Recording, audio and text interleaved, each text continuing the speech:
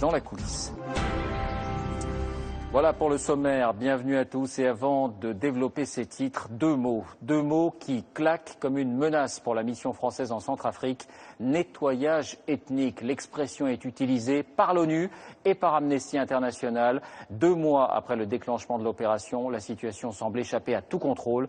Les musulmans fuient en masse, plusieurs charniers ont été découverts. Samassoula, Jean-Jacques Le Garec. Des files interminables de camions chargés de dizaines de milliers de civils musulmans.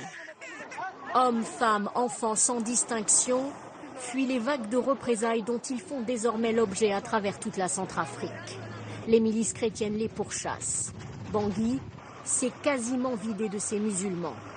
Bossangoa, dans le nord, qui comptait 8000 musulmans, n'en compte plus que 1000. À Bozoum, ils ont tous fui.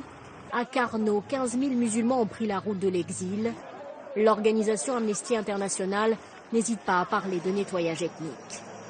Les milices à majorité chrétienne s'en prennent aujourd'hui systématiquement aux musulmans à travers le pays, que c'est pour les faire partir, c'est leur volonté. C'est pour ça qu'on parle de nettoyage ethnique, mais ça ne s'arrête pas là puisque ça s'accompagne d'assassinats. Des assassinats de civils musulmans. Les milices chrétiennes les accusent d'avoir soutenu les rebelles qui ont semé la terreur pendant des mois.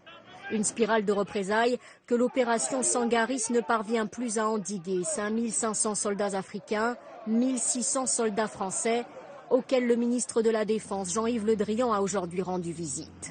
Si dans un premier temps, la force française a réussi à stopper les massacres, ces effectifs sont aujourd'hui clairement insuffisants pour assurer la sécurité des populations sur l'ensemble du territoire.